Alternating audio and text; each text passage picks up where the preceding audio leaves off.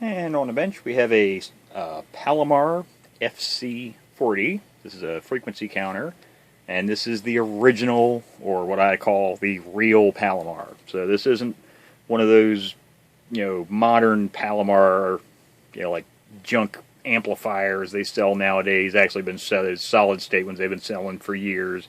That's just somebody stealing the original Palomar name. So, this is the Palomar of people that are familiar with their old, especially like their old sweep tube amplifiers. They did have a few radios, but this is that company, the original Palomar. So it's the real deal, and it's built really well. Now this, of course, was designed for radio operators in mind. This is not a piece of lab equipment. It does have the inputs on the back. You can see right back there. There's actually two coax connectors hooked up. I got a radio over here hooked up to it, and the other one goes out to a dummy load. And all it is, you can hook up either one to there. It doesn't matter which one you have the antenna and which one you have your radio hooked up to, because it's just jumpered from one to the other, and then it taps off. It samples a small portion of that. But they have a Bnc input on the front. Yeah, you're not going to use this thing for laboratory type use. So it's not accurate enough to be doing like radio alignments. Now this is a early type circuitry, kind of like a good example would be if some of the recent videos I've done, like these CPIs.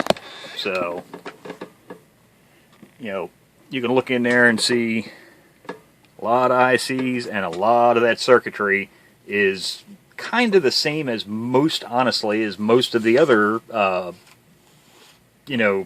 frequency counters that were on the market back in the day. They have a lot of similar circuitry. There's a lot of differences. Now, one of the things I like about this one is they use a really big crystal. Larger crystals do tend to be more stable. Once they warm up, they tend to hold frequency more accurately than the smaller ones.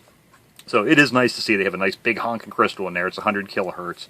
But, as far as circuitry goes, like I say, they mainly, most of them use the same thing. Now, of course, the counter circuitry is what makes up a lot of the ICs in here. And the time base itself, the time base being the oscillator circuit, and then the divider circuit, which is basically set up just like most of the other ones. Now they use instead of having to have, up here at the front, instead of having to use a separate IC to drive every one of these display digits, they do something called digit multiplexing. So instead of having a separate 80, God, I'm trying to think what the heck is a 8857 IC, which is just a 7-segment driver IC. But instead of having to have a separate IC for each individual IC, or for each individual display digit, they just use one and then multiplex that using 3 other ICs. It's like a 8223, I think there's a 7404 and 70... God, what is that? A 7549, I think. Something like that. Yeah. But they have 3 other ICs but with those 3 ICs, they can multiplex it to where they only need one display driver IC. But like I say, the circuitry is really similar. So, if you can work on one, you can work on any of them, because they're all basically some variation of the same things. They were all using the same technology of the day, the same series of logic ICs, so yeah, there's not a big difference. And just like all of the other ones, they're great for warming your coffee cup. So when you want to calibrate these things, and this one it's probably going to be horribly off now. Now, I actually had this, I recapped it, replaced all the electrolytic capacitors, put the cover back on it, and it has literally been on for, what is it? It's about 8:30, so yeah, it's been on for like 8 hours or more, just sitting off to the side. I let turn it on, let its temperature stabilize. So it's, like I say, it's been on for 8 hours, and then I calibrated it. So, let's see what it shows. Yeah, so with the cover off and it's cooled down, because, get up just a little bit here. that counter over there is the actual transmit frequency. So now this has a, key it, you'll see this has a kilohertz and megahertz position. Now unlike some of the, I don't want to say junk or junkier, but the cheaper or not as well made counters, a lot of those they were 7 digits. So you see it was 1, 2, 3, 4, or 6 digit. I mean, there's 1, 2, 3, 4, 5, 6. But this counter is a 7-digit counter. Now that counter over there, it's actually the entire frequency. You can see 27.185253. Where this one's showing 27.1858.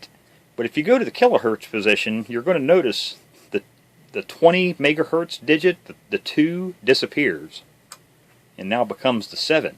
So this one actually has a 7th digit. It just shifts the display basically. It shifts it over 1 digit.